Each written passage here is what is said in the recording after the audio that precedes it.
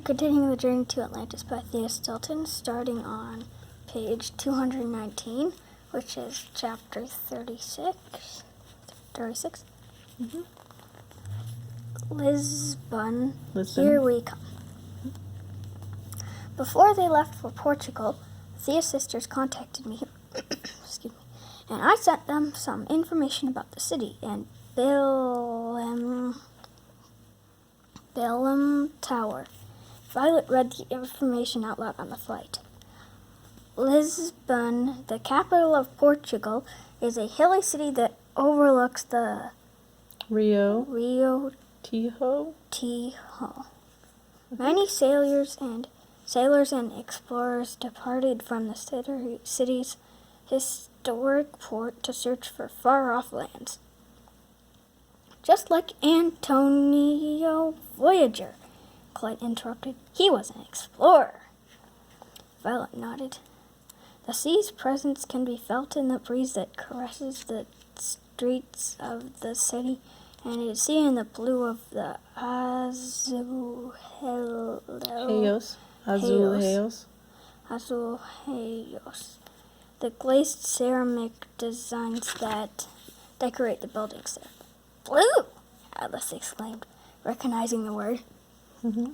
Does it say anything about Belém Tower? Nikki asked impatiently.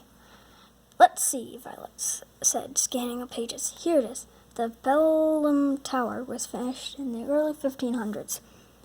It was used for defense and is also considered a gateway to the city. It is located on a tiny island at the mouth of the Rio Tejo. Maybe Tejo or Tijo. Visitors there can climb up to the tower.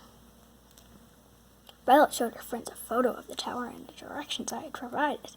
Perfect, we'll go right there, Paulina said. And what happens when we get there? Pam asked. What are we looking for? Okay, hang on, let's look at the picture all together here for him. It must be the tower. Mm-hmm. Okay. Oh, look, it's got a flag on it. That must be like Portugal flag. Let's look really close. Is that the Portuguese flag? We'll have to look it up. All right. I don't know. Paulina admitted. A clue, I guess. Anything that Voyager might have left behind. Is there anything about him in Thea's report? Asked Nikki. Violet shook her head. Apparently his name isn't in any history book. I just hope that he really existed. Of course he did, Colette said confidently. She nodded to Atlas, who was looking at the clouds through the window. There was no sense in upsetting their friends. At that moment, Pam's stomach growled. Does Thea say anything about food in there? Pam asked. She wrote a whole chapter about it called Notes for Pam. Violet joked. But seriously, she does say that Belém is known for its pastry shops. They're famous for a treat called Pastel de Belém, which is a sort of vanilla custard tart. Sounds delicious, Nikki exclaimed. As soon as we arrive, let's go get a snack. They landed in the Lisbon airport a few hours later. After checking in at their hotel, they had decided to explore the city. Following my directions, they boarded a tram and they rode up and down the hilly street to the city's historic district. The tree-lined streets, old buildings, and the quaint cafes charmed the mouselings. When they reached the Rio Tejo, Nikki cried. Okay, we're going to look at this picture here.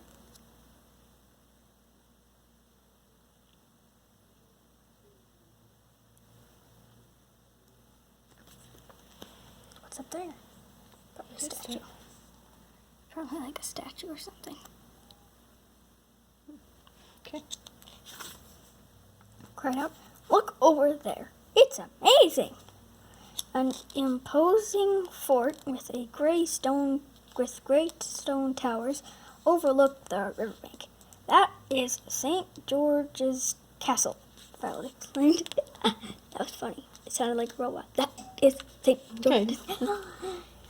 Then the tram began to travel along the river. Atlas and the Thea sisters were so enthralled with the beauty of the landscape that they almost didn't realize they had reached Bethlehem. When they got off the tram, they headed to the nearest pastry shop for some delicious tarts. As they ate, they discussed their plan.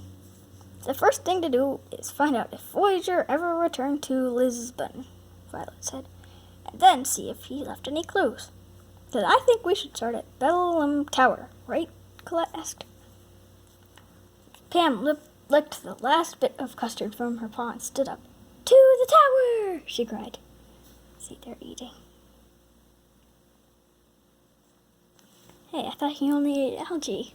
I guess he likes that too. Maybe they have algae tarts. Bethlehem Tower. The majestic Bethlehem Tower stood just off the bank of the Rio Tejo, separated by a narrow canal of water. I wonder if they swam across. Probably not. Nikki probably did. "What a beautiful building," commented Colette, admiring the stone balconies and the decorations on its walls. Atlas, meanwhile, was already headed down the walkway that led to the tower entrance. He was impatient to discover if Antonio Voyager had left any trace of his journey to Atlantis there. The Thea sisters followed him inside. The rooms on the first floor were mostly empty. "There doesn't seem to be anything interesting here," Violet remarked. Yeah, let's look at the picture. Whoops. Sorry, I'm having trouble with the focus.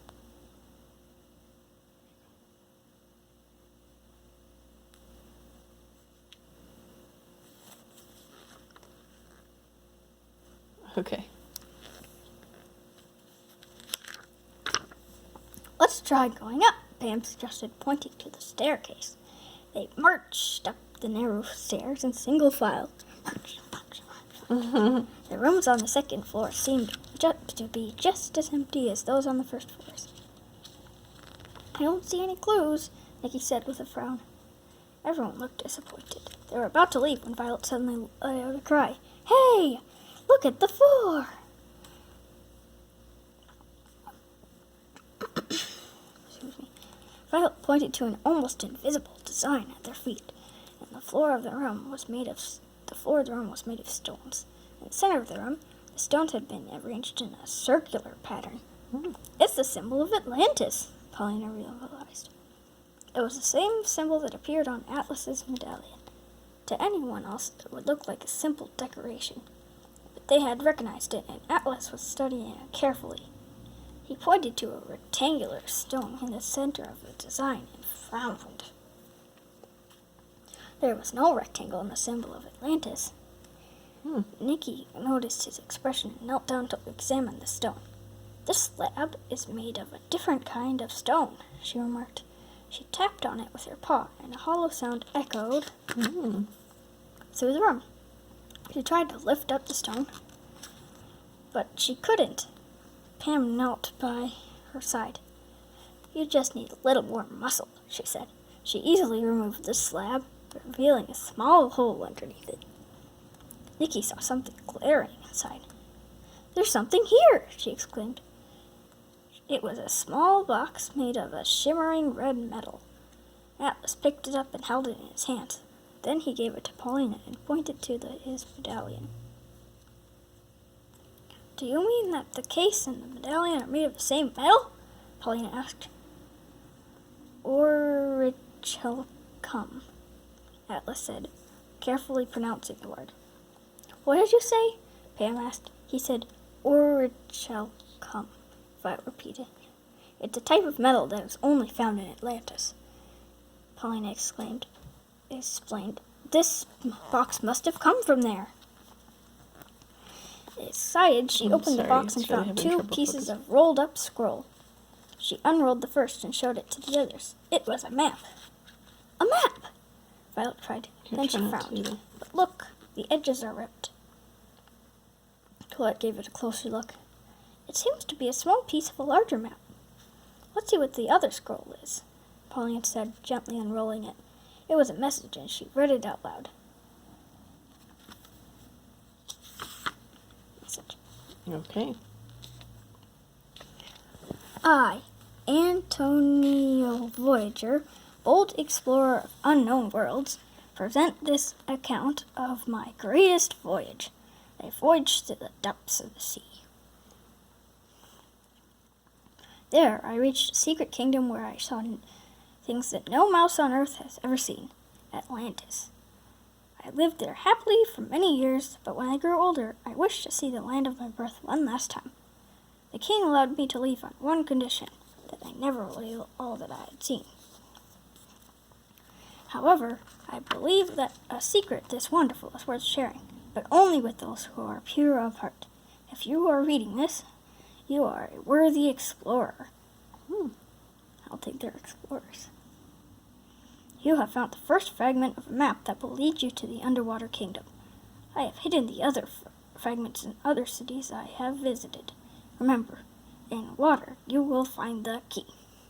Good luck, Antonio Voyager. It's him! It's Antonio Voyager! Nikki yelled when Paulina had finished reading it. She had finished reading it. Not only did he travel to Atlantis, but he returned safely to Lisbon. Atlas sensed that his friends had found something important. As he examined the map, a happy look came over his face. Voyager said that he hid the other pieces of the map, Paulina reflected. We just need to figure out where he hid them. How will we find them? Violet wondered. We don't even know where Voyager lived after he came back to Lisbon. His name isn't in any history books, remember? The Thea sisters exchanged glances and answered the question at the same time. We'll ask Thea for help. Way to go, Colette. This is the last chapter. Then they all became quiet. They heard heavy steps coming towards them. Excuse me. Suddenly, a rodent dressed in dark clothing burst into the room. Professor Kesar! The Thea sisters gathered in front of Atlas, protecting him. There you are, Kesar yelled. Then his voice became sickly squeaked.